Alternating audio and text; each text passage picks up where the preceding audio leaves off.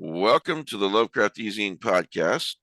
Fuck the podcast. Oh, jeez. Coming at you from an obscure corner of the Milky Way galaxy. Texas. Well, I am in Texas. You're in Florida. So. You can't prove that. I'm behind you right now. Yeah. So, all right. So okay, let's do introductions, and then why don't you tell us, Matt, how DeBronzo ruined movie night last night? And many other things. I'm Mike Davis. I run the podcast and the Lovecraft Easing, and I do other things. And Pete. Oh yeah, I'm Pete Relic. I write, I edit, and I apparently watch craptastic movies so that you don't have to. All right, Matthew Carpenter. Hi there. I am Matt. I run Lovecraft Easing movie night, sort of. I also am in a desultory fashion doing a Lovecraft reread on the Easing Facebook page. We have a prize. It's a little different. It's a kind of a manga version of A Midsummer's Night Dream. It's all I could find downstairs in 2 seconds. So if you want to win this, send an email to easingprizes@gmail.com and put dream in the subject heading. We'll pick a winner in about 6 weeks. Could be you. And I got something I kind of want to talk to Pete about later in the cast about Reanimator. All right. Oh God. Bridget. Oh, hello. I am Hello. say a word. Hello. I can't get how hard and edgewise. No, just kidding. I'm Bridget, and I like do some music and art stuff, and I like horror. She is teaching like at an army school of music right now, and she's a composer, and she's being very self-deprecatory. Oh, you're so sweet, man. Only we are allowed to insult you. You That's can't true. make fun of yourself. Okay, all right. Yeah. All right. Last but not least, DeBronzo. Oh no, he's definitely least. I think Rick's coming later, but I'm not sure. With that intro, I'm Mike DeBronzo. I design, I draw, interpretive dance. I pick wonderful movies for wonderful people. Aren't you an architect? You're an architect, aren't you? Yeah, Something like that. So sure. get this, okay?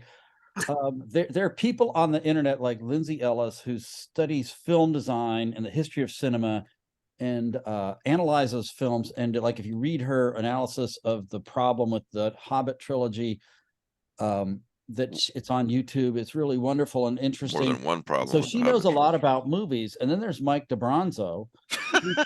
I'm on a whole nother level. He's an architect, not an architect of cinema, not an architect of movie production. If it has a building in it, he likes it.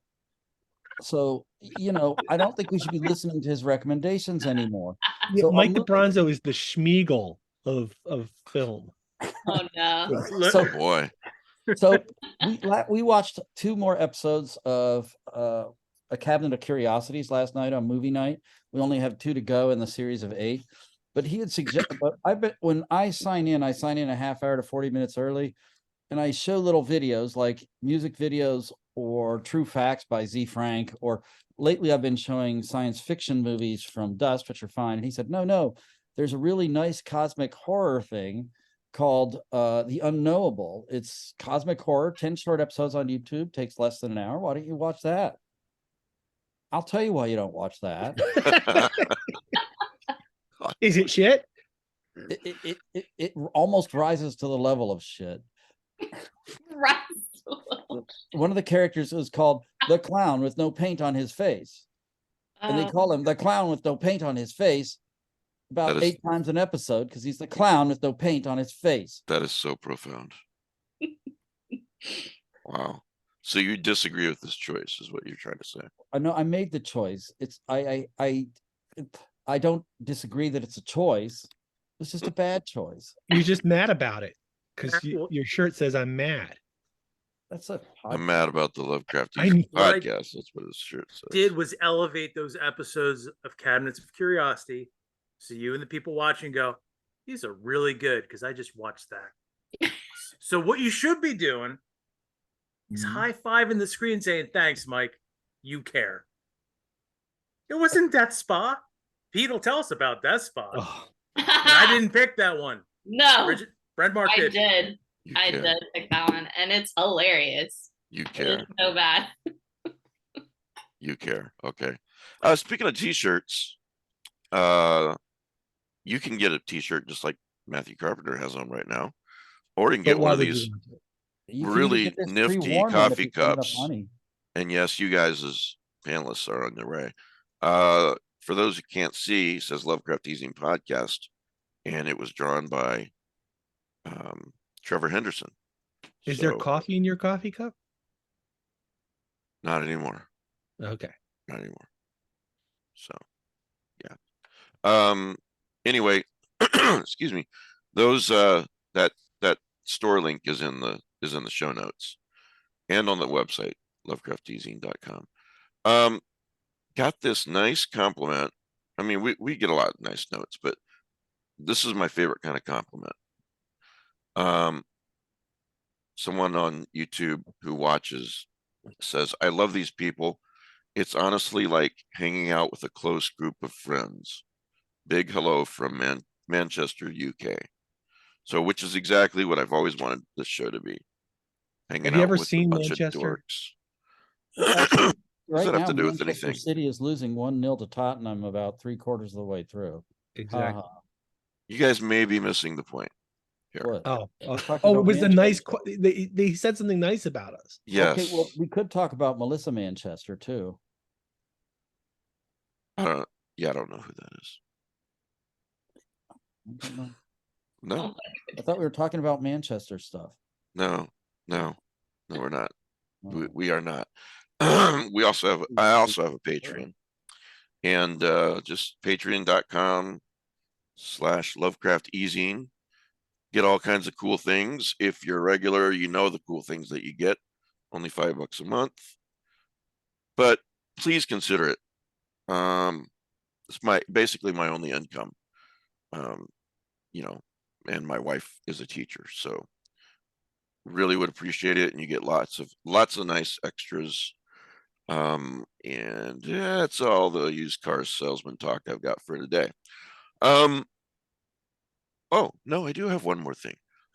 It would really, really help if, whether it's on YouTube or iTunes/Apple, or I think Spotify has reviews, I'm not sure.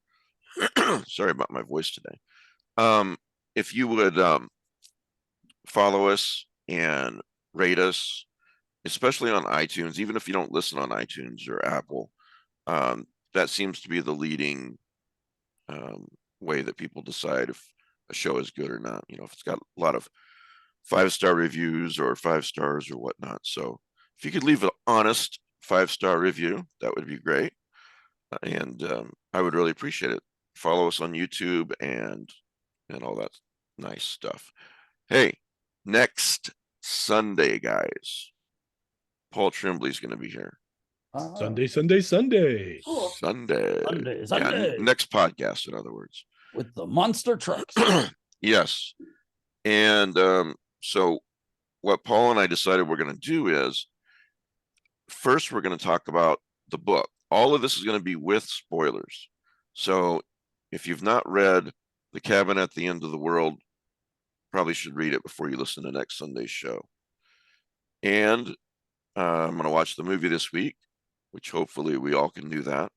So what Paul wanted to do was talk about the book in the first half and the movie in the second half, and how they differ and how they contrast and how they compare, Cool. and so on and so forth.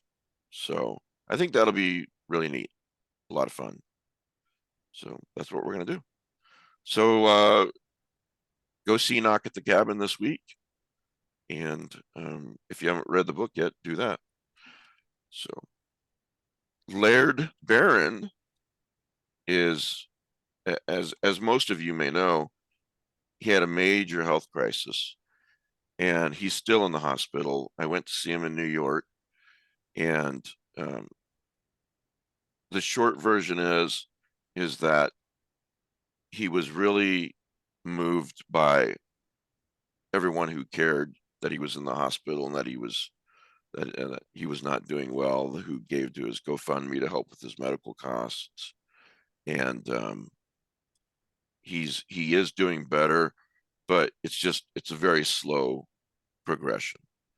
So I don't want to give anyone the idea that, okay, he's going to be at his writing desk next week, but I also don't want anyone to think that he's not getting better, because he is. He's now in another hospital, not the one that I saw him in, but he's in one that does, and he's doing a lot of rehab. So he's exhausted every day, but as his girlfriend Jessica says, it's a good kind of exhausted. So he and I were talking about the fact that when he thought he was going to die, the thing that he felt saddest about was that he wasn't going to be able to bring the next phase of his writing to his readers. And he feels like, I'm paraphrasing a bit, but he feels like that what he's doing next is a culmination of everything that he's done so far. And he's very, very excited about it.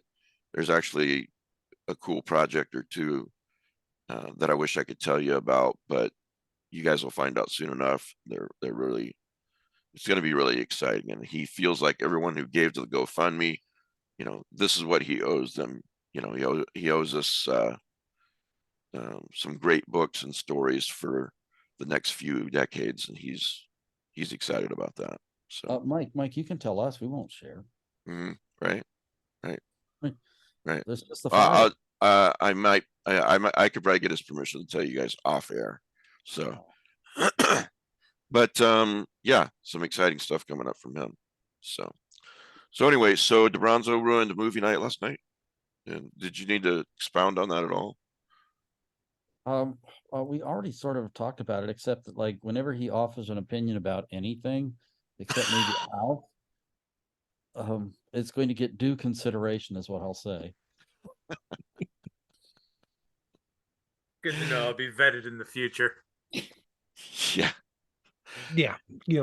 I've seen. Look, you regularly send me lists of things to watch, and they're wonderful. And wonderful might not be the word I use. He knows they're not wonderful. That's why he sends you the lists. I curate a certain type of movie for Pete Rollick, specifically crafted for you alone. Everybody else just joins into that. Yeah, however, we can all enjoy the comments. Curate sounds so much better than threw a shitty list together, doesn't it? You know what's sad? I spent hours trying to figure out what movies to give him both times. Go ahead. Oh, I know you did. This week, Bridget suggested,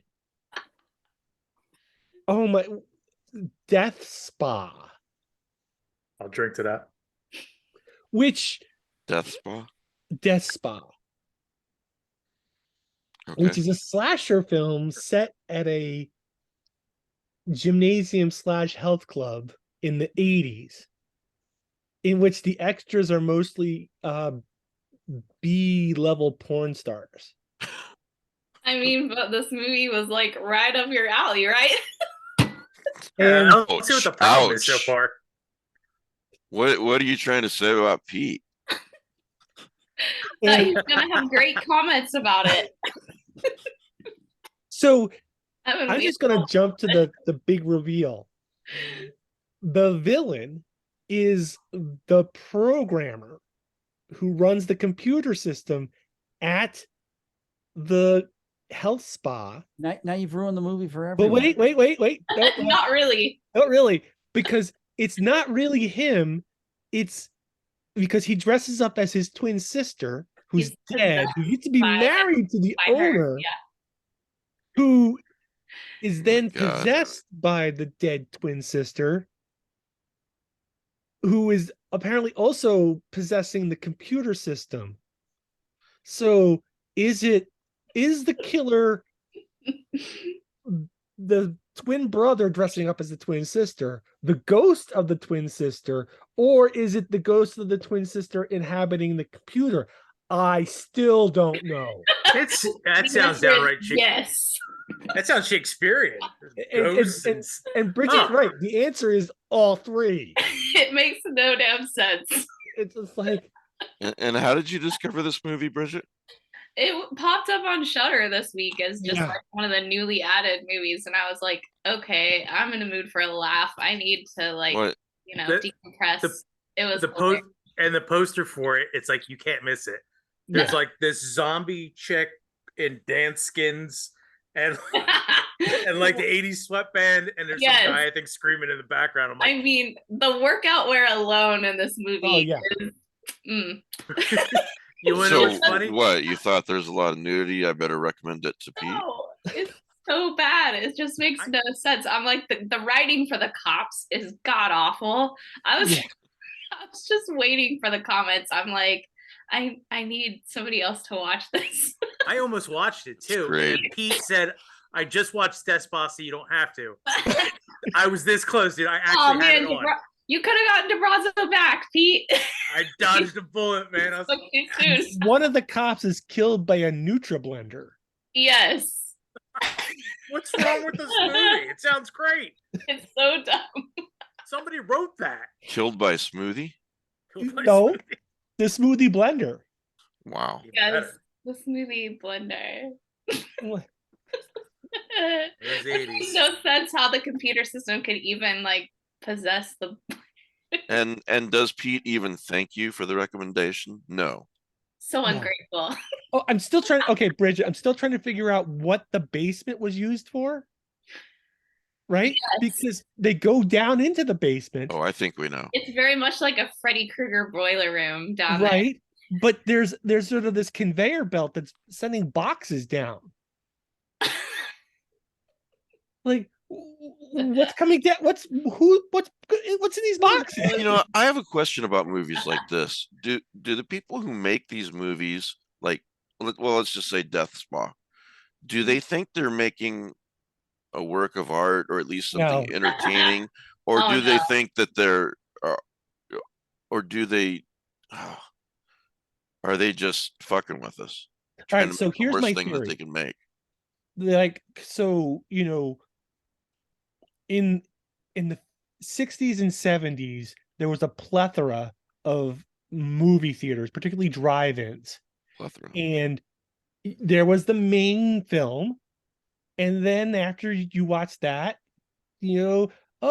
let's, show some not so main films. We'll just keep you here to keep going and spending more on popcorn. Oh my God. It's like, I remember drive-ins in the 70s was when I was in high school and we had a friend with a car. So me and my brother and maybe one or two other guys would get in the trunk and he'd go to the drive-in theater so we wouldn't have to pay. So I love the drive-in as a kid. Yeah. But the idea was that you gave people something to watch so they would spend more money on other stuff. All right. Because drive-ins have never made much money on movies. It's always on the food. So in the 80s, we get VCRs, and more importantly, we get the video rental shop. Mm-hmm. Okay. And you got to stock the shelves. So you just produce some people. Do you though? Yes, you do. So people are out there just making movies to put on the shelf. They don't have to be good movies. You can, most of these actors are getting paid $50-$60.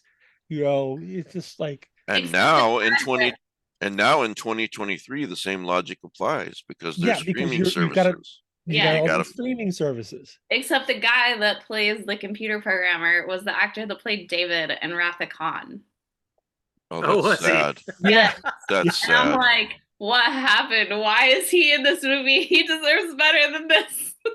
No, he didn't. He probably got more lines than he did in Wrath of Khan. He did. Yep. There you go. Yeah. This is your breakout role, kid. Death Spa. Admiral And if there's any David clue, the name of the spa is something health spa, and at the end, when like they lose power partially, some of the light bulbs blow out, and then it's Death Spa. Because the That's lights are out? It's so No, subtle, only part of the lights are out. Oh, I see. Okay. sublime. I mean, but people like die, Subtle. and this isn't like over the course of one night. This is like over the course of a week or two that people are dying, and people still go back to the dust bomb. And there's this huge freaking Mardi Gras party at the end, towards the end of the movie, that everybody's building up to, and there's like hundreds of people at this stupid party, even though they know people are dying. Yes. So, Pete. Well, Yeah. well, wait. Apart from the cinematography, plot, script, and acting, how was the cinematography? The naked girls were fine. Okay, fine. So Yeah. my advice then is go watch it. And you know what? The music in that movie was better than the music in Ghost Team. Oh my lord. Yeah, what is Ghost Team? I saw your post about that. Oh my It gosh. was an awful Okay. soundtrack.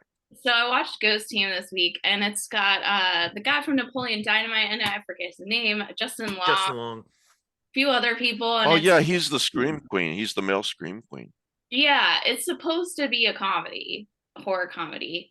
And it's these, typical story. It starts out, okay, we're just gonna go try and like be ghost hunters or whatever.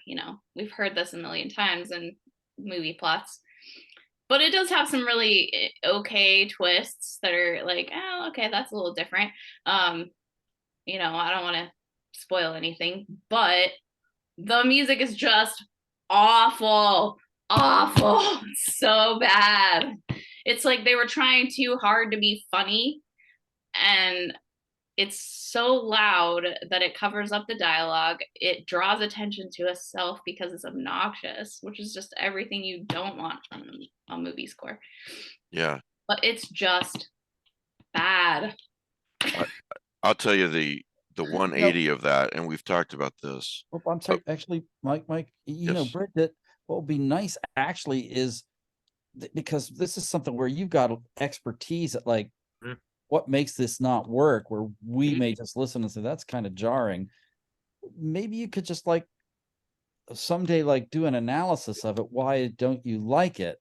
Oh my God, Matt, you're right. Okay, so Bridget, Are you trying to punish us? Yeah, no, I'm trying to have punish. your own I'm trying to YouTube punish Bridget. show. Oh, well, that's okay. You could analyze the soundtracks for various films and saying like, explain why, from a musical perspective, this film is just shit. Awesome. So I can do that, or some of my favorites and why they do work. But years ago, Yes. I was bored, and I was watching In the Mouths of Madness, but with the director's commentary on. Oh, awesome. And so John Carpenter's very entertaining, but the guy that he got to do the commentary with him was the lighting director. Good choice. And there's only so many times, so many ways you can say, well, I put the lights here and we shot with the shadow. It's just like, it's the same comment over and over. It's like the polar opposite of the commentary for like The Thing or Big Trouble in Little China. Yeah. Where it's actually almost as entertaining as the movie because they're just. Oh yeah, the Army of Darkness commentary. That's my favorite so far. Oh yeah. Well, on the soundtrack, the 180 of that would be the film, and we've talked about this in the past, but for those who didn't hear it or didn't hear that episode or whatever, What Keeps You Alive? Yes. I still haven't seen that. What's with the two women? Yeah. Don't watch, and listen, I'm warning you, don't watch the trailers. I know I say this all the time, but especially this one. If you watch the trailers, you might as well not watch. It ruins the first 40 minutes of the movie. Yeah. But I forget her name. One of the actresses does the soundtrack for this. And Bridget could articulate far better than I could on just how well this soundtrack works. Oh, it was amazing. Yeah. It's been a while since I watched it, but Brittany somebody. Yeah, that's what I'm looking up. Yeah, she is really great, and she's great acting in the movie too. Yeah, it's a good film. But it's like, it's one thing is the use of silence. Like, please, just sometimes you shouldn't have music, frankly. And when you do, building the tension, having tension in the right places, yeah. And just the style of it was really eerie. It was awesome. She So I'm does it to thinking what you say perfection. about the musical score. Actually, what I remember about 30 plus years ago, when the movie China Syndrome came out, there's a lot of commentary that it had no musical score, that it was just the tension propelling the film. There was no underlying. But it was a faux documentary. Why would there be? No, this is the one with Jane Fonda. Michael Douglas. Yeah. Oh, Not okay. Michael, Yeah. yeah, Michael Douglas was the cameraman. Yeah, it's It was Henry Fonda. Was it Henry Fonda? It's Brittany Jack Allen. Lemmon. Jack Lemmon. Yeah. So I don't think there was a musical score for that, but if I going to pick a film for a musical score, and I may be wrong about this, but it would be King Kong. It was like it's one of the very first movies that had its own orchestrated music composed specifically for the movie. Yeah, the original Dracula didn't have a soundtrack. You had Swan Lake in the beginning, right? Yeah. It also had from the Unfinished Symphony, Schubert's Eighth Symphony, the Unfinished, right? There were bits from that in the movie. Well, if anyone out there listening has not seen What Keeps You Alive, really, you should watch it right away. Brittany Allen is her name. Yeah, and DeBronzo and the composer. Yeah, she's awesome. Yes, Brittany Allen, thank you. DeBronzo, you really should watch it, and I'm really interested in hearing what you think about it. You had mentioned it before, and I was supposed to, and then it just slipped my mind. So, you were too busy composing lists of movies for Pete. Well, I got priorities, Yeah, I understand. So I'm just gonna pitch that Pete, Mike, and Bridget go to the movies. All right, that's our new podcast. I like it. But we never go to a good movie. I love it. So you mean Mike DeBronzo then? Yes. Yeah. Well, he's the curator, obviously. Right. I've got the experience. Yeah. So speaking of bad movies, Pete, how is Skinamarinky Dinky Dink, or whatever it's called? All right. So I went into this not knowing anything about it. I heard a little bit of a review saying that it's like not since the Blair Witch Project has someone sitting in the corner scared you so much.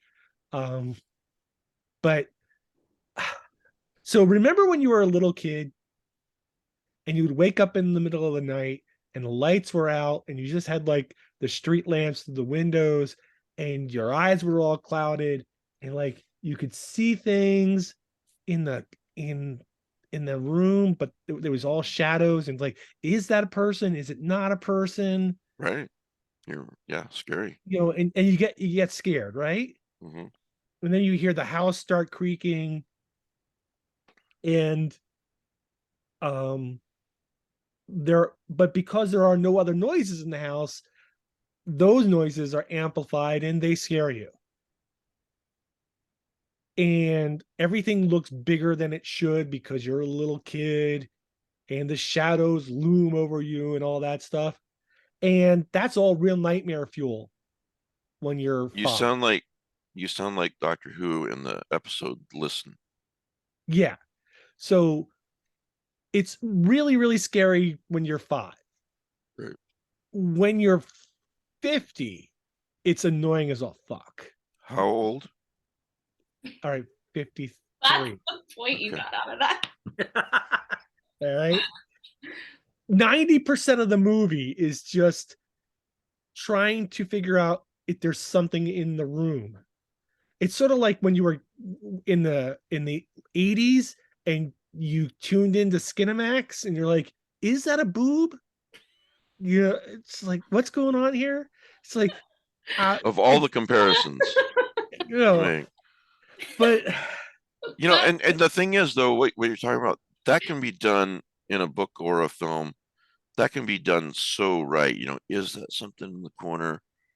But not to the degree that you're talking about. 90% of the movie is like, what's going on here? Now, there's another 10% of the movie that's kind of like, okay, that's freaky, and there's some freaky stuff going on. And there is, it turns out that there is something in the darkness, but it could have been a 10-minute movie. Short film. Yeah, it's honestly, you know, I fell asleep 3 times watching it because I found it super relaxing. It's just man, it was sort of that level of fear and terror that just like, oh, this is better than being in the real world. So I'm just gonna fall asleep. wow. So you don't recommend it? Other people's mileage may vary. But you know, to me, it was sort of like, yeah, I lived in an old house. The lights were off. Yeah, I saw things in the dark. I was scared, you know, when I was 8. Not now. Into You your know, movie. what's that? I'm sorry, go ahead. I was No, just gonna the say, fact- if you're saying, or if you're reviewing it, or if it's part of the promotion, like the scariest movie since, you're already setting up an impossible bar. Like, this is the scariest movie. No, it's not. It's like you're setting expectations that the audience is going to be disappointed by. Yeah. You know, just like it, then they walk away with that from the movie instead of just enjoying what's in front of them. I don't know. That's what happens to me. And it's important to know here that you're like, the main characters are 2 children. You never see their faces. You never see their faces. You never see mom and dad's faces. That makes no sense at all. You know, it's a lot of it's told from their point of view, the kid's point of view. So everything is sort of kid logic and kid perspective. And that can be terrifying, but it also can be what? I won't be watching it. Yeah. Based on that. I didn't enjoy it. I found it relaxing rather than scary. So Scream 6, when does that come out? Oh, March the 10th already. And Sydney Nev Campbell's not going to be in it. Right. Jenna Ortega is the new Nev Campbell. What, really? Yeah, she was in Scream 5. Oh, not the new Sidney Prescott. Okay, I missed it. Their final girl. Yeah. Right. Yeah. So yeah. Jenna Ortega was also in, is it the My Babysitter 2 season of The Witch or something like that? Halloween anyway, 3 there was season of The Witch. No, a couple of years ago, there was this great movie about this little kid whose babysitter is trying to sacrifice him to the devil. Oh, that does look good, and I know what you're talking about, but I've never gotten around to comedy. see it. Yeah. Right? I've seen There's a sequel in which was that the one with the guy from Parks and Rec? Maybe. I don't know. Anyway, there's a sequel in which, you know, he's older, he's a teen, not a little kid anymore. Everybody makes fun of him. It's called The Babysitter. The Babysitter. And then there's a sequel. She's part of a satanic cult that wants to kill him. Right. The sequel includes his love interest is Jenna Ortega, who has undergone something very similar.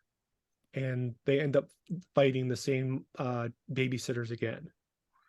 I have seen and it's very good. I really enjoy it. We should watch this. Those movies are hilarious and great. So, speaking of movies, Matt's in charge of movie night. This is every Saturday at 10 p.m. Eastern, 9 Central. That's correct, right, Matt?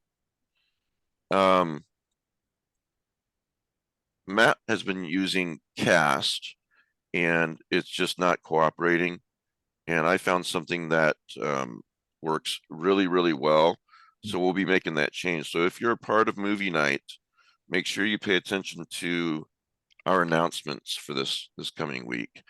And I'll be there this Saturday, Matt, and I'll manage it, and you and I will talk. this week. So much better. Yeah, we watched, meaning us here and a few others, watched a movie the other night with it, and it was just great. And So the other thing, it's kind of pristine picture. very, very, Yeah. And Yeah. is there a side chat? there's a side chat, and not only that, I did a test with Alan Hughes yesterday. You guys don't know this yet, but the side chat, you can also, if you remember, there's like a phone looking icon at the top. If you click that, you can do video and audio. So you don't have to, but if it's just like a few private friends, like 4 or 5 people, and you really want to feel like you're in the same room, that's a great thing to do. But Otherwise, you could just do I'm the sorry, text Mike, chat. You could disable that though. Yeah. If you're just for the movie night, it's like someone audioing in. Yeah, no, we won't do that. But I'm just pointing it out to you guys because we're going to watch more movies with it, and I think maybe it can be a Patreon thing too that we do. We'll see. But anyway, it's a lot smoother.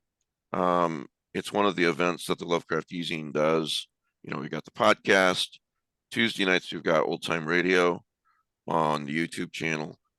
And then, you know, a couple times a month we do Patreon hangouts, and we do Patreon podcasts. And on Saturday nights we do movie night, and Matt's done a great job of running it, but Cast is just not living up to expectations. But this is really, really good. And guys, I don't think you guys even had to sign up for it, did you? You just had to pop in and choose a name, right? Yeah. So it's really easy. Silent Leaf or whatever. Name, yeah, Nameless Leaf. Why would Nameless they have Leaf. something that says nameless in it as an auto name? Anyway, that makes sense. Somebody was having fun making those names.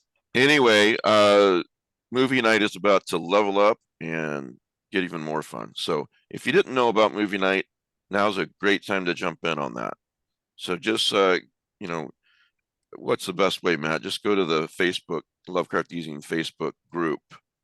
I post announcements on my page and about 8 different groups, like HP Lovecraft Historical Society, Lovecraftian Fiction. But the main one where you probably look for it is the Facebook page for the Lovecraft Easing. It's actually the Facebook group as opposed to the page. Just go to Facebook and search for, well, this is a guy who's got an AOL.com email address still. So just search for Lovecraft Easing Community, the group, and Matt will post that every week. And he also lets everybody vote on what we're going to watch. So my vote for this coming week, by the way, is the 1953 Invaders from Mars. It is true. Everybody gets a vote. Right. But yours is... Well, then I sort of pick what I want. Then you pick what you want, yeah.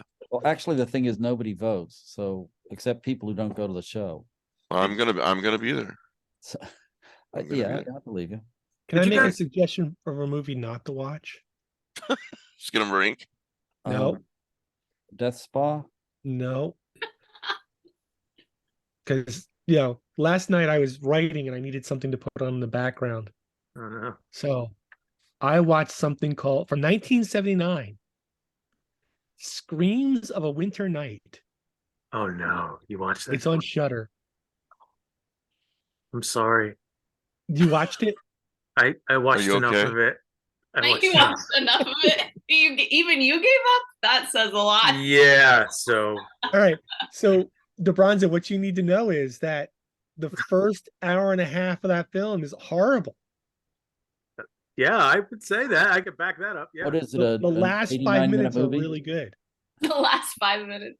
In fact, I would just suggest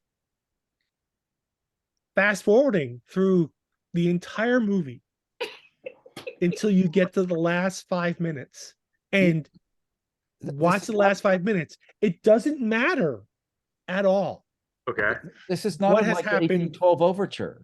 just doesn't matter. Crap until the Doesn't last matter. minute. You know, there's so essentially it's a bunch of high school students who apparently are in their 30s. I'm not wrong, am I? No, not at all. They're still in high school. They're still in high school. A lot of stress at that high school. Ages you quick. Yeah. They're in a hell loop of high school. They are in a cabin in the middle of nowhere, and they stopped at a gas station that was like straight out of Deliverance. And You see who's pumping her gas? yeah, It's Charlie from Fright Night. yeah. Which, I thought, okay, when they pull away from the gas station, all of a sudden there's like a dozen people watching them leave. And I'm like, oh, this is going to be good. No, that never comes back to bother them in one sense of the word. Never. But then they get to the cabin and they literally sit there and they tell the most repeated horror stories ever. Just and recasting themselves in those same stories. Yeah. This sounds really fascinating. No, it's not. All right. Anyway, But then what happens? Lord. And then there's more. Yes. Yeah, we got to get to the point of the story. Here's the whole point of the story is like after they freaked out everybody and there's this whole scene where like, oh, anybody could be, it's not the monsters that are evil, it's the people. Anybody could be a murderer. And they're like, all of a sudden they're all doing weird things. And the one girl freaks out. It's like, you're all monsters. What an original idea.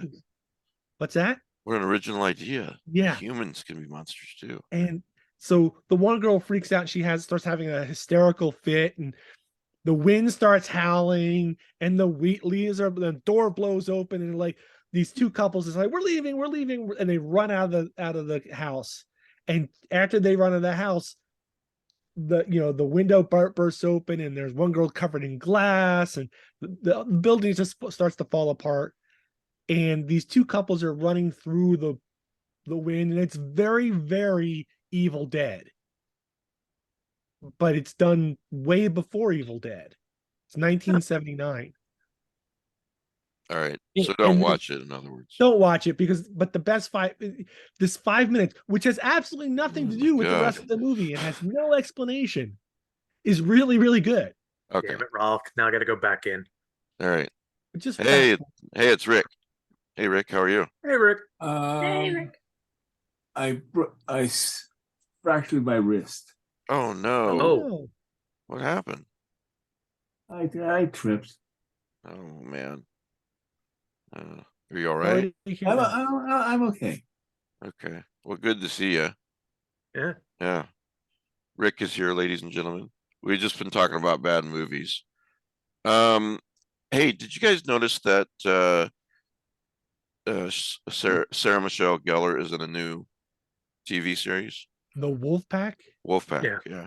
Is it about werewolves? Is it like a teen romance werewolf show with 30-year-olds? That is such a great story, such a great guess and correct, but not with 30-year-olds. Okay, Now I watched the first episode. They're releasing it one episode at a time, I guess. I'm not sure that I'll watch any more. I can't make up my mind whether it was good or not. It's really just, it doesn't really appear to be anything I haven't seen before. She doesn't play a werewolf, by the way. She plays a arson investigator. Maybe she's more than that. Okay, I don't know. The hot wolf pack leader falls for her, right? So anyway, this makes the alpha female jealous, leading to tensions that rise. Plus, the lieutenant wants to take over, and so he's scheming with the hot girlfriend who's mad at Sarah Gellar, right? So anyway, I don't think it's I don't know. I just watched one episode. There's only one episode. Well, that should be obvious by now, right? I don't think I'm gonna watch anymore. Maybe if I'm really bored one day and it's a year from now. But I just don't see what's great about it. So Larry, I'm sorry, go ahead, Rick. I saw the trailer and I wasn't impressed. yeah. So anyway. I had something I kind of wanted to talk about a little bit. Go ahead. And is dealing with comic books and Pete's expertise. And it's like, I just got a book. I don't know if it was from a Kickstarter or something, which is the latest iteration of a riff on Reanimator.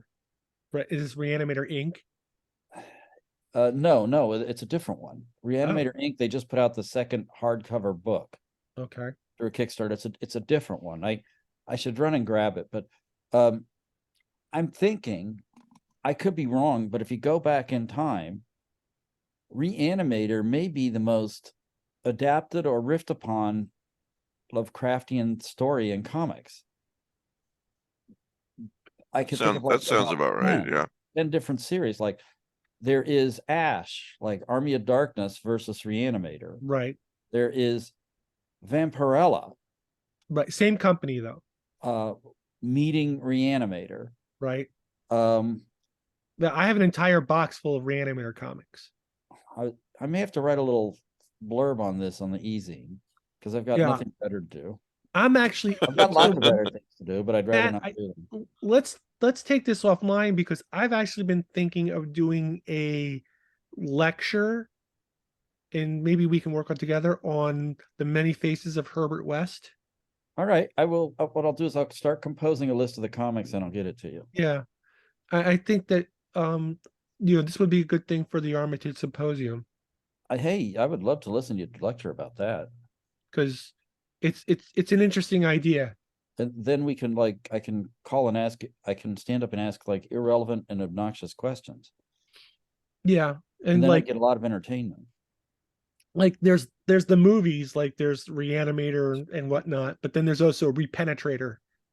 No. Okay. No. Come on, we joke about this stuff. We are not doing a review of Booty Call of Cthulhu. No, we're not. Which apparently is now out of print and unavailable. Yeah, who was talking about that? Bobby Deary. Yeah, Bobby Deary. And this is okay. So, and I was talking about this with somebody else yesterday, a completely different subject, but on the same kind of issue is that like a lot of these companies that put out books that Matt and I collect are sole proprietorships. So once the person who ran the company is dead, those books could go goodbye. You know what is the worst? One of the worst ones that I keep thinking about is the best online Lovecraftian comic that I read was Lovecraft is Missing. Right. Really good series. Oh yeah, that was very good. It was and the author died like in his he died at your age, Pete, 53. He was only 53 years old, and yet he's dead like you're 53.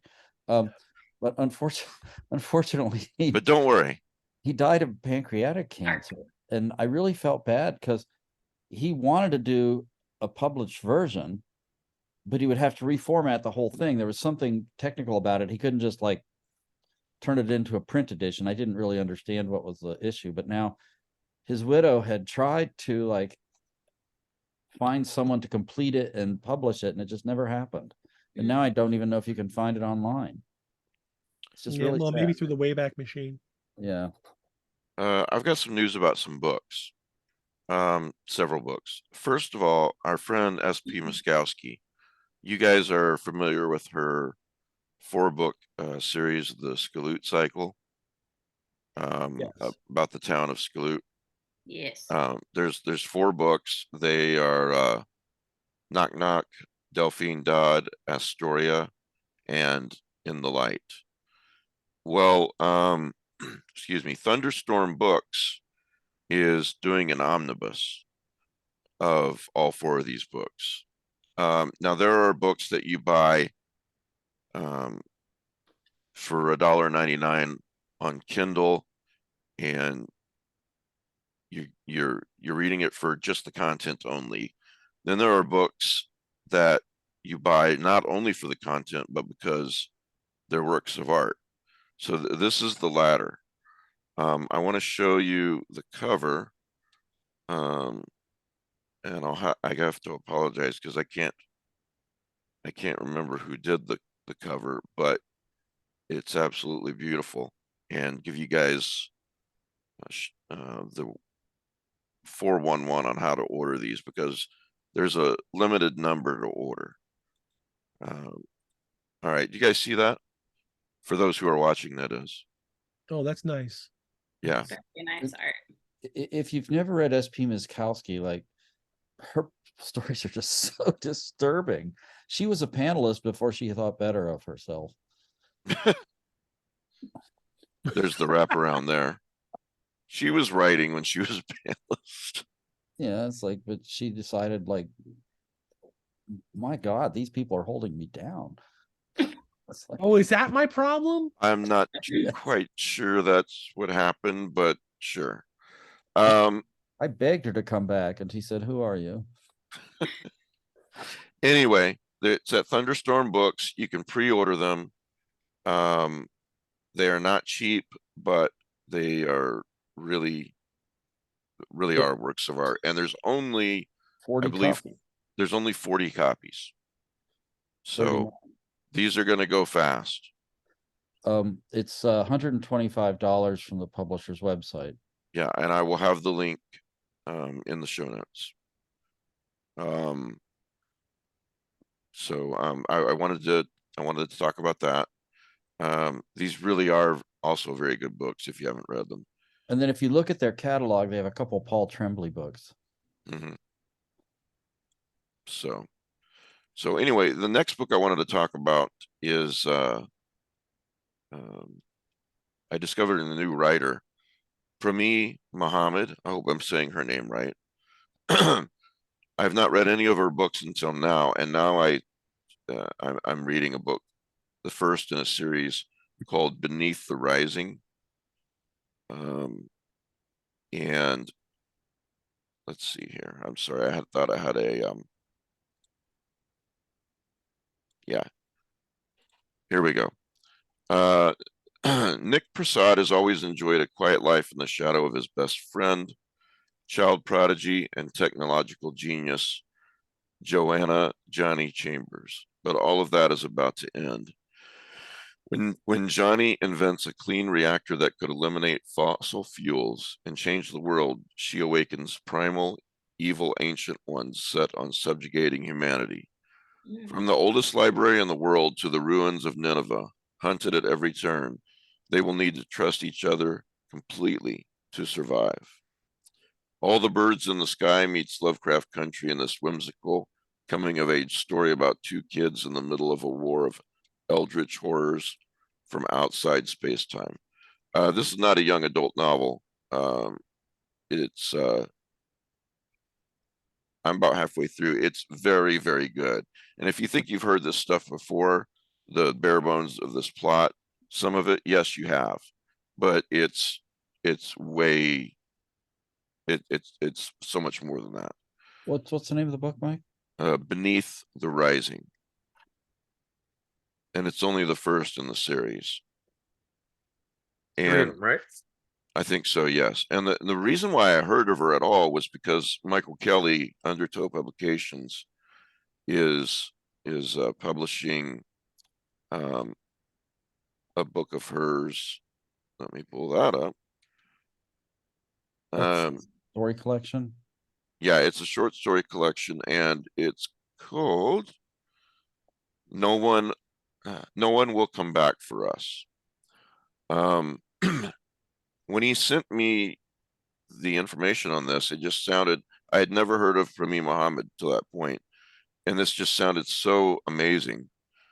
He's sending an art to me and to you, Pete. I think you said you wanted one. Yeah, I'll do it. I'll read anything. I'll watch anything, so I'll read anything. She is going to be, well, this will be great, I'm sure, based on what I've read of her so far. Anyway, I'm basically trying to tell the audience, if you've not heard of this author, go read her stuff. What I've read so far is just absolutely amazing. She's going to be on the show on May 7th to talk about. Sorry? John Langan really thinks highly of her writing. Yeah. Yes, absolutely. In spite of that, you could enjoy this, so I do recommend getting the book. She's going to be on the show on May the 7th. No One Will Come Back for Us is out on May the 16th in Kindle and print.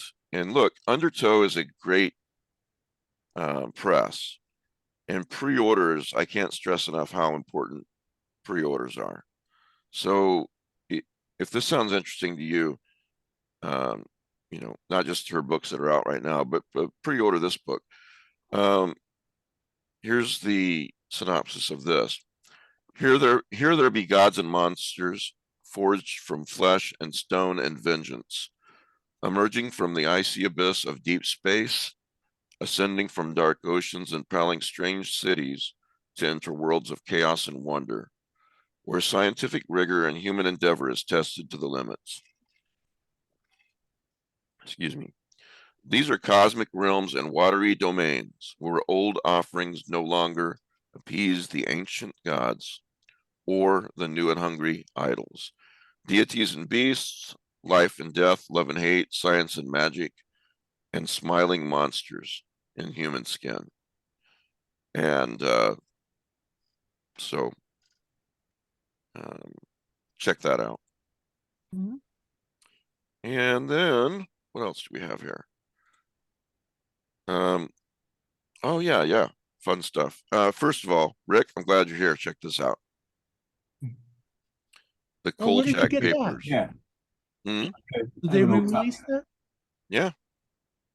Yeah, the Kolchak papers.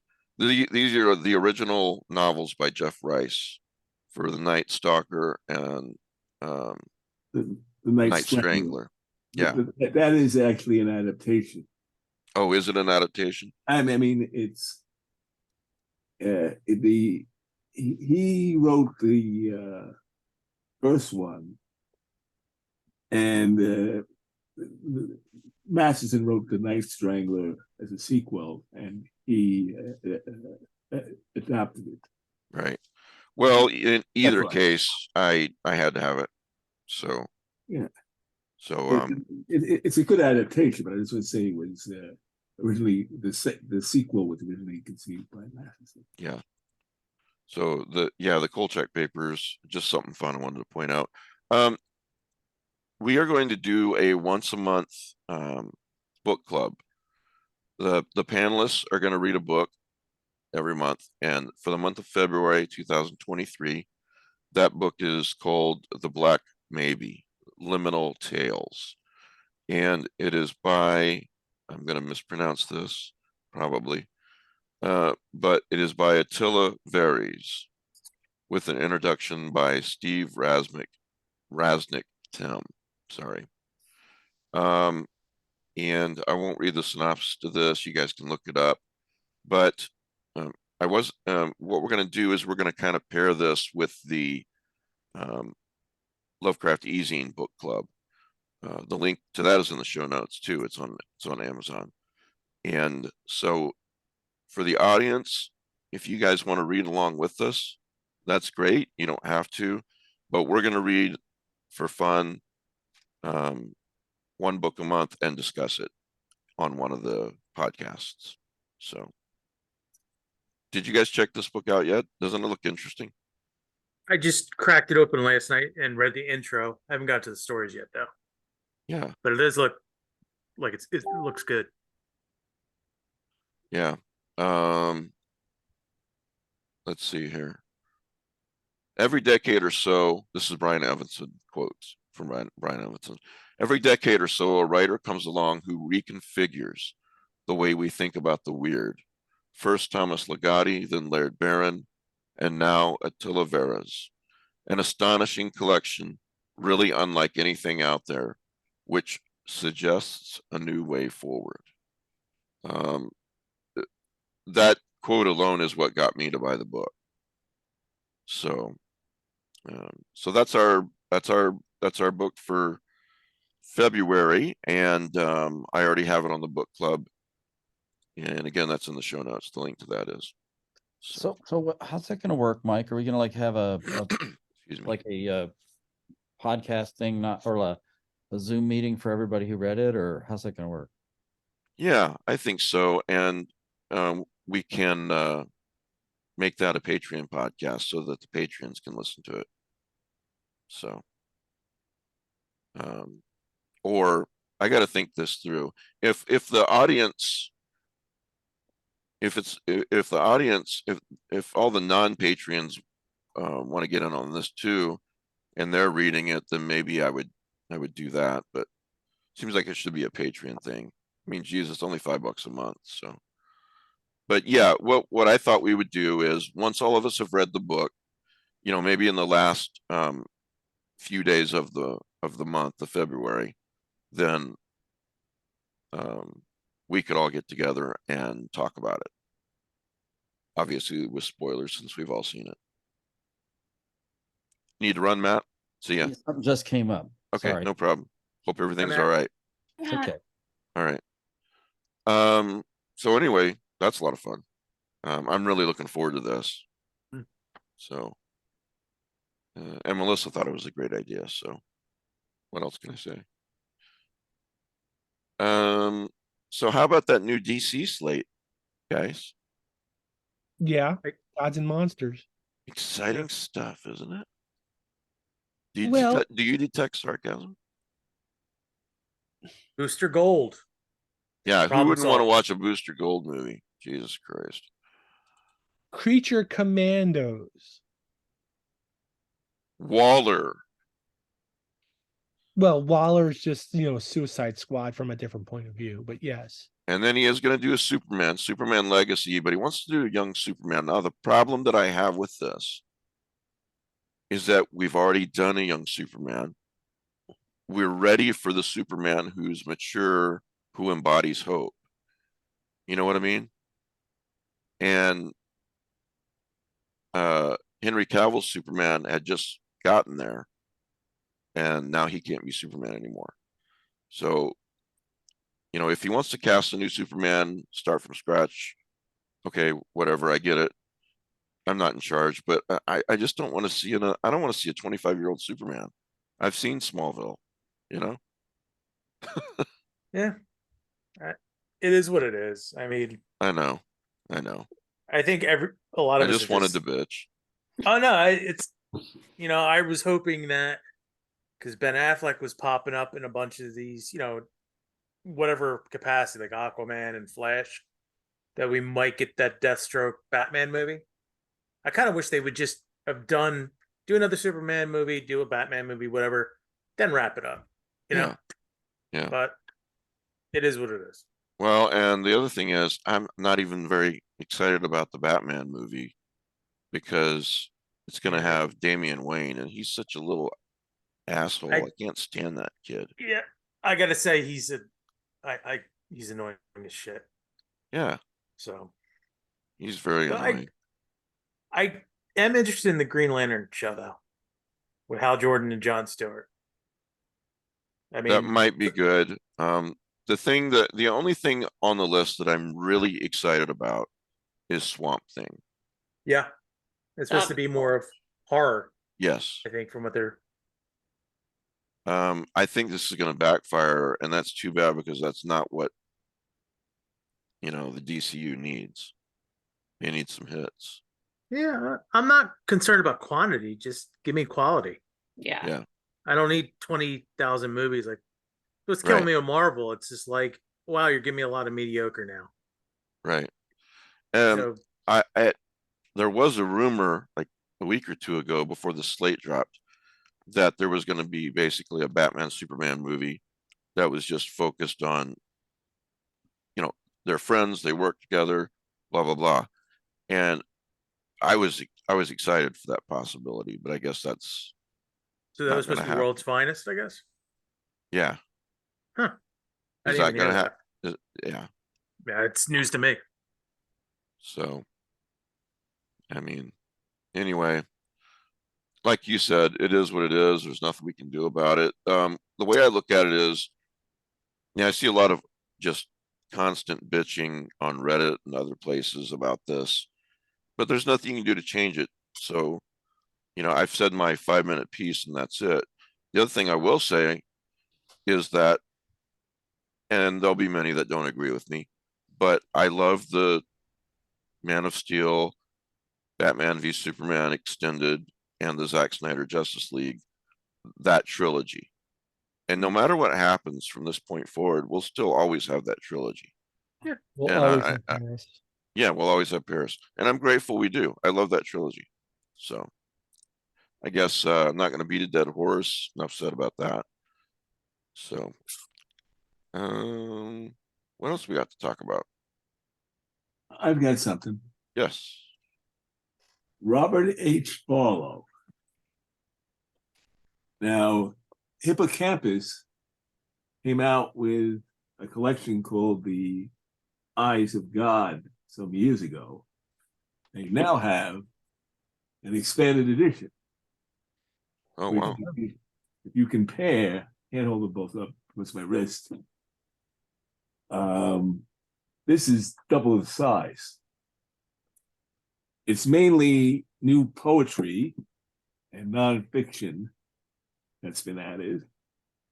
But in his fiction, there were two series called the Annals of Jinn and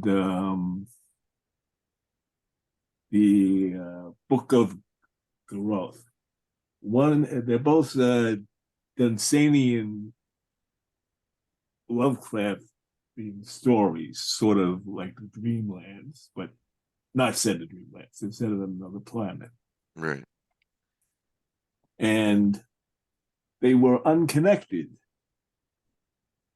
to the Cthulhu mythos until they discovered new stories in both cycles. And now we have direct connections to Lovecraft's mythos. Nice. Oh, nice. You know, speaking of R.H. Barlow, Rick, I don't know if you guys have heard, but Paul Lafarge. Yeah, Paul Lafarge passed away. Yeah, he wrote a book called The Night Ocean. Right. Fictional account of Barlow and Lovecraft, and Yeah, very convoluted, but it kind of grew on me over the years. yeah, and well, he's written several other novels that this is the only novel of his that I've read, but yeah, we interviewed him like 6 years ago when the book came out. Right. But The Night Ocean is worth checking out by Paul Lafarge. Would you recommend that people read it, Pete? Yeah, as long as you go into the understanding that it's not Lovecraftian. It's in many ways it's a novel about fandom. And yeah, particularly Lovecraftian fandom and the fandom of the 40s and 50s.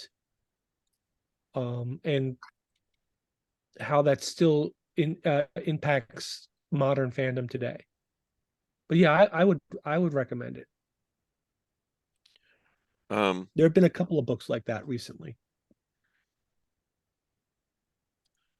I want to start doing a little segment that I like to call, based on a book that I read when I was a kid, Stranger Than Science.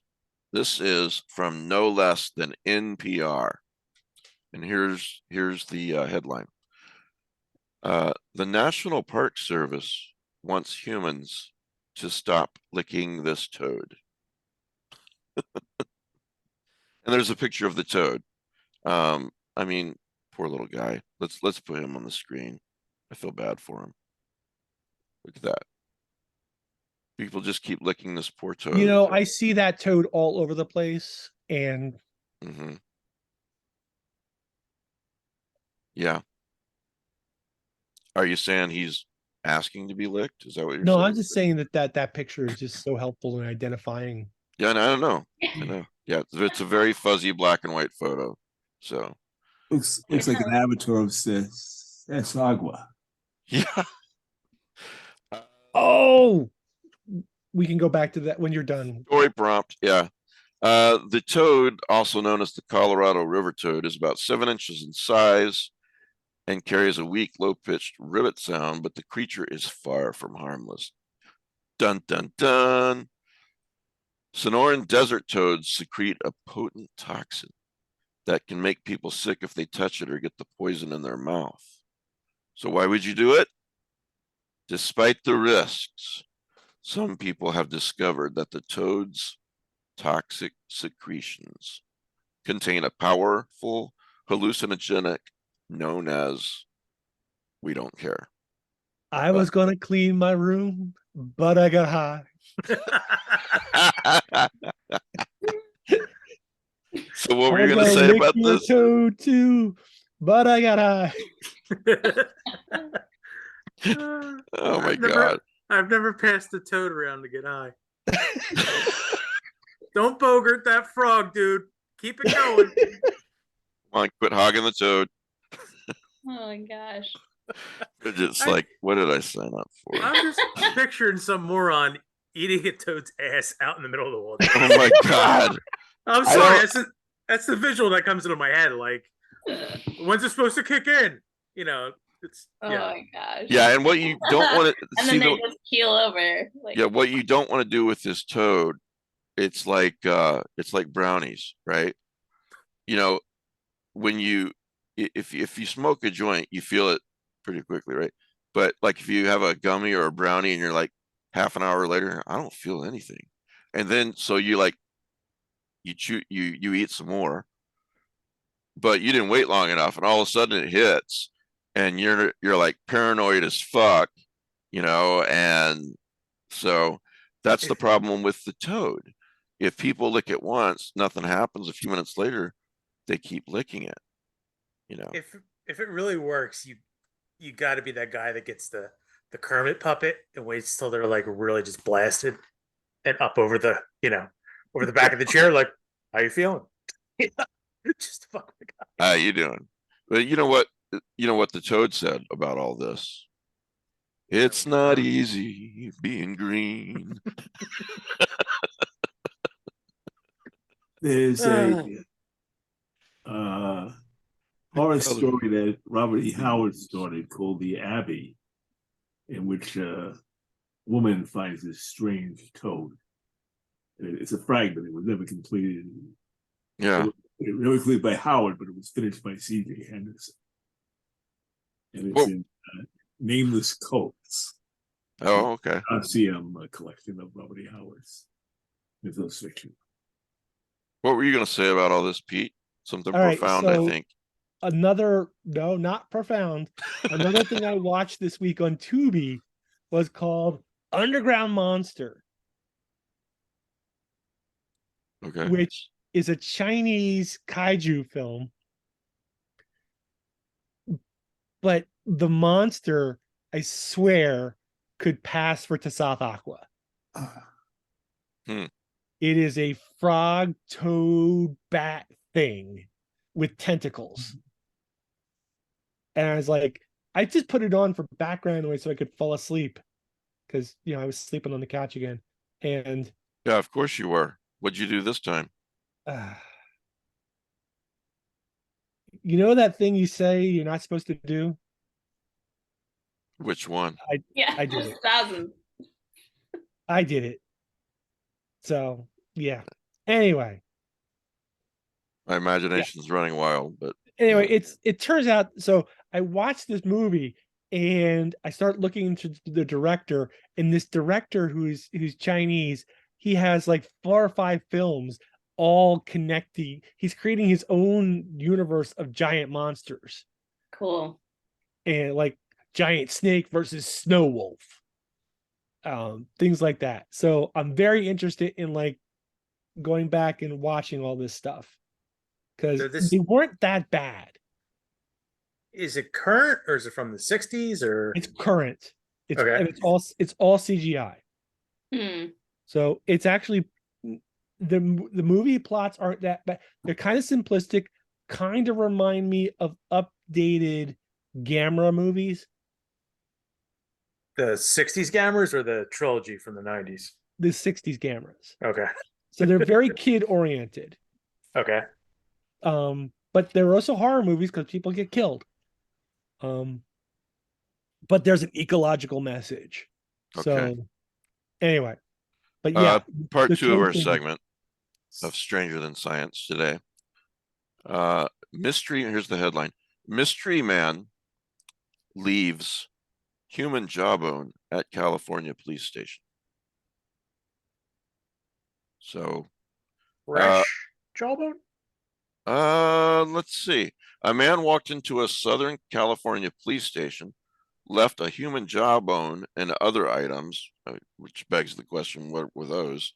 And then left, authorities said. The incident occurred Thursday in the city of San Bernardino. I don't know how to say that. San Bernardino. San Bernardino, yeah. The unidentified man left what appeared to be animal remains and the jawbone. The man left, and officers were unable to locate him. It was not immediately known whether the remains were real until the coroner's office determined that one of the bones was a human jawbone. Police released a surveillance photo showing a bearded man. So if you're in the United States and right now, I want you to be on the lookout for bearded men with human jawbones. Super specific. No, missing human jawbones. That almost sounds like he was digging in his garden and found some shit and was like, I'm just going to take this to the police and let them sort it out. Yeah, it does, doesn't it? And there's just one of them happened to be human. That's creepy. So in this guy's yard. That's what I want to know. So at the website, I got great news. Lovecraft Easing website. I've finally had time to finish updating the Lovecraftian / cosmic horror movies list. There's over 70 movies on that list. And people may not agree with all of my choices, but I think they're all pretty good. Or at least some are better than others, but you know, from Absentia on. And also I linked to the interview I did with Mike Flanagan about Absentia back in the day. And SP Muskowski, the new daughter, is also on that list, and she did an interview for me with the director of that movie. He had contacted me, and we've got pictures behind the scenes with Kevin Costner and everything. So, yeah. So if you're looking for something to watch that's Lovecraftian, just go to lovecrafteasing.com and click on at the top, cosmic horror and Lovecraftian movies. So lots of good stuff to watch. So yeah. What else was there? Yeah. Have you guys seen a movie called Black Cadillac? No, but I heard about it. It's about kids that are like go out for a joyride and then they piss the wrong people off and this Cadillac follows them around or something like that. Yeah. I think I read it the other day on like Facebook, like Bloody Disgusting or something. Well, apparently Randy Quaid's in it too, as the cop turned hitchhiker who you can never trust. Is he allowed in this country? I'm not sure. I don't know about that one. I'm just trying to decide if this is worth watching or not. I haven't seen it yet. It just ran out of time last night. But Viking Werewolf on Netflix. Has anybody seen that? That's no, I didn't think that was out yet. It's on Netflix. I think it's whatever the country is. It's Scandinavian country. It's their first werewolf movie. Trailer looks like it's got potential, so I don't know. Maybe try to check it out. So yeah, go ahead. On that note, Scandinavian movies, as much as I enjoyed Troll, I really enjoyed Troll Hunter. Which one's the movie? Troll is the recent one. Troll Hunter's the movie, though, right? From a few Troll years Hunter's back? From a few years back. That was really good. Yeah. Hold on, I'll be right back. The dog has to go out the door.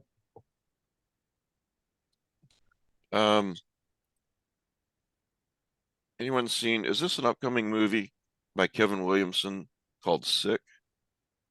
Oh, yeah, I think so. Yeah. Okay. What were you saying, Pete? That, I really enjoyed Troll. It's a nice Scandinavian kaiju movie. But Troll Hunter from a few years back was a much better, scary Scandinavian kaiju movie. Right, DeBronzo? Yeah. I was a little unsure about that one until I saw it. And I was like, no, this is really good. Like, I would Right. recommend that, definitely. It's done well, too. Says Sick was released on January the 13th on Peacock. The reason why I have that. I haven't watched it yet because there's nothing. Look, it's about the pandemic and two women who take refuge. You know what I'm gonna know? No, I was just gonna say I think I know what you're gonna say. I don't want to watch any pandemic movies. It's a serial killer film set during the pandemic. Well, this is on Bloody Disgusting. How Kevin Williamson redefines the final girl again. Of course, Kevin Williamson of Scream fame.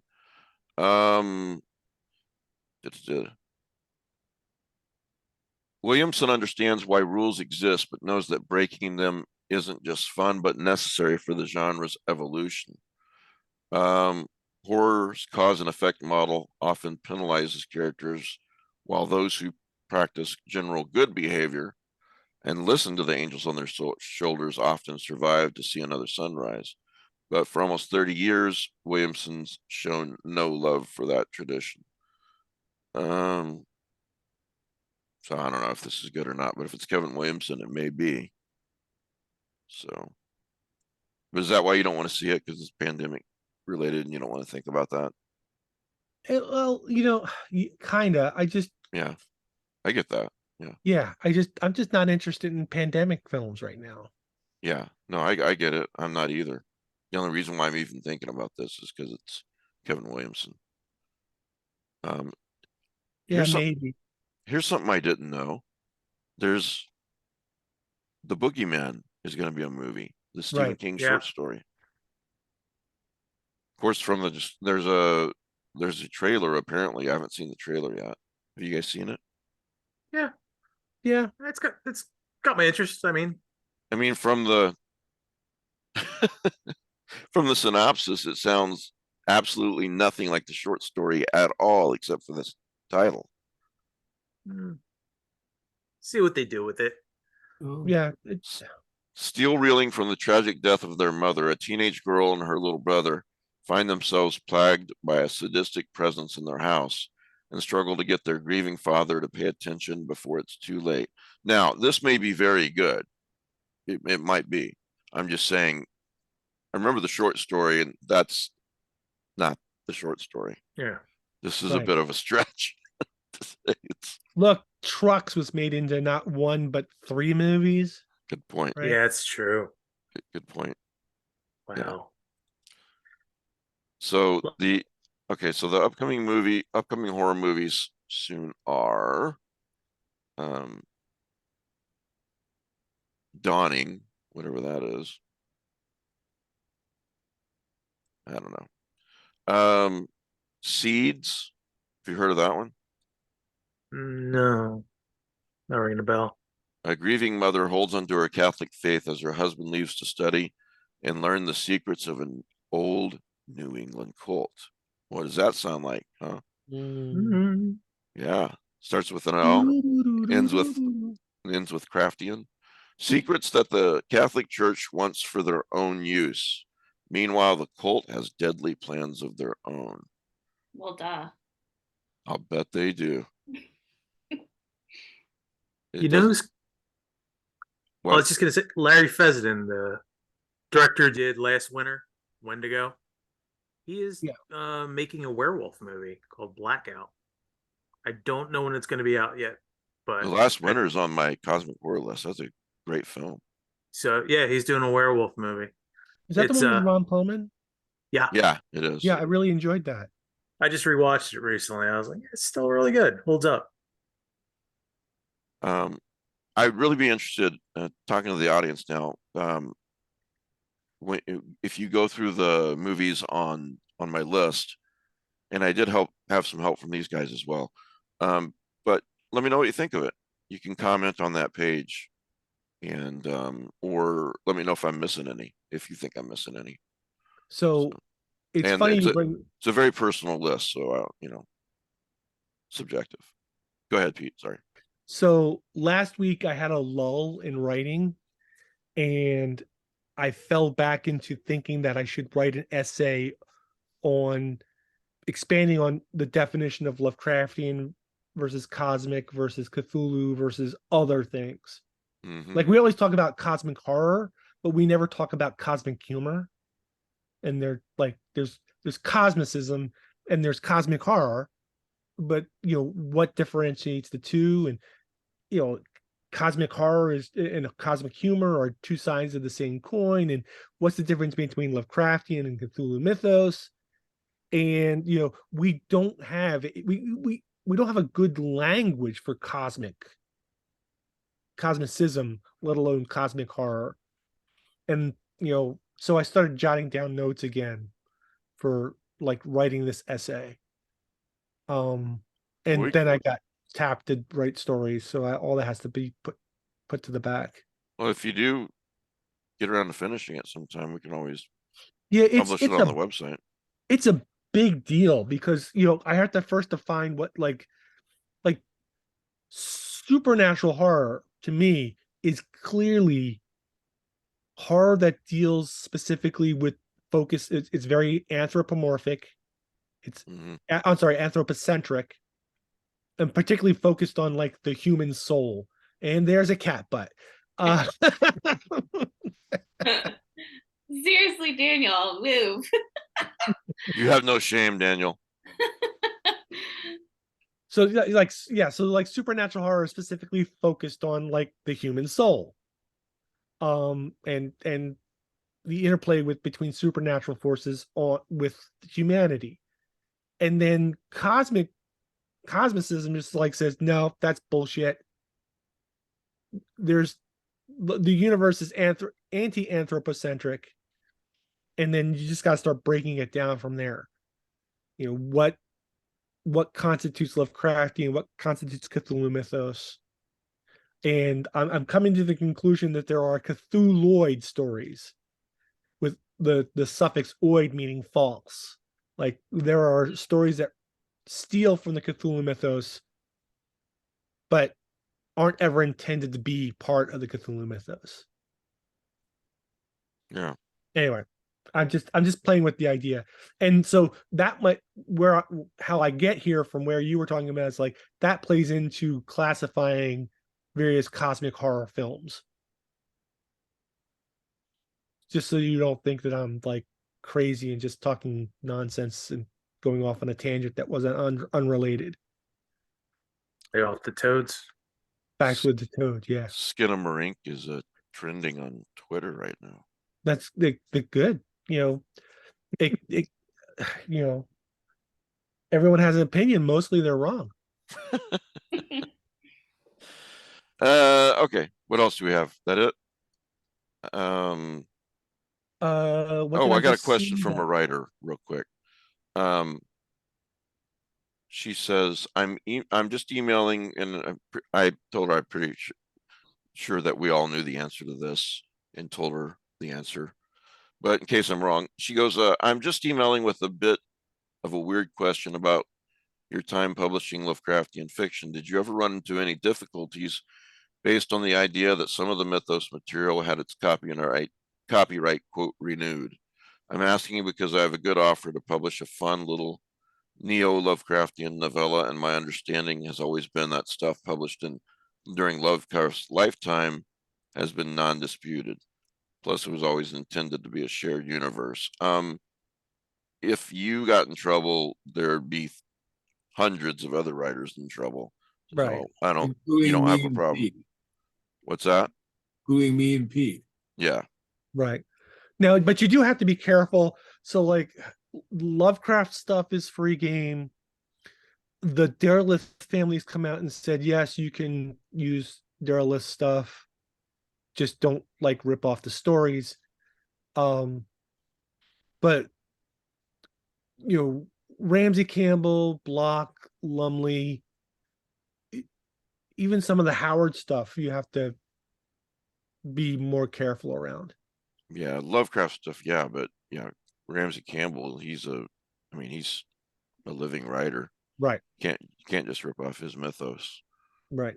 And then like technically Conan is part of the mythos, but you can't just start writing a Conan story. Right. I view Howard as more having a separate mythology, which he eventually connected to Lovecraft. Right. There's a Harley Quinn audio drama, DeBronzo. Did you I notice saw that? that. Yeah, have you had a chance to listen to it? No, I 'Cause haven't. I haven't. I haven't Neither had have a I. chance to either. And I saw what you sent me the other day too. Same Yeah. thing. I just haven't gotten time to it. Yeah. And then I think that's it. Yeah. God. Yeah. Anything else? Nothing off the top of my head. So go watch go to the theater, everybody, and watch Knock at the Cabin. Make sure you read the book. I saw where that just knocked Avatar 2 off the top. Nice. Oh, really? Nice. Oh, Paul's gonna be happy about that. Yeah. Yeah. Definitely hit the big time. So we're gonna talk to Paul about the book and the movie next week with spoilers. So that'll be a lot of fun. See what he thinks of Death Spa. How the two stack up. Well, yeah, I don't know. So he likes Lake Mungo. There you go. Anyway, so yeah, that Paul's next week, and then Mary San Giovanni after that, and got some good guests coming later this year. All right, anything else, guys? I think I'm good. You're good? You think you're good? Okay. You're gonna go look for that toad, aren't you? Damn right I am. I'll ship you some, bufo toads from down here. This get recorded, man. Hold it down low. Send me some iguanas too. Or they're just dropping left and right out there. Do you want and an alligator while you're at it? Do you want the iguanas? Do you want them smoked, whole, or just tail? Surprise me. Okay. All right. Well, thanks for listening, everybody. Oh, I know what I was going to say. We Lovecraft Easy has we're on Reddit now. So. Oh God. Actually, I have found that a lot of the discussions, at least where I am at on Reddit, to be better than a lot of the ones on Facebook and Twitter. So, but I think it's like everything else. When I've heard people say, I'm quitting Twitter. I'm just going to be on Facebook because Twitter's a cesspool. And I've also heard I'm quitting Facebook. I'm just going to be on Twitter because Facebook's a cesspool. It just depends on who you're talking to and what groups and communities you're a part of, really. So same thing with Reddit. So anyway, thanks, guys. And we'll see everybody next week, and we'll be talking with Paul Tremblay. Have a good week. See you guys.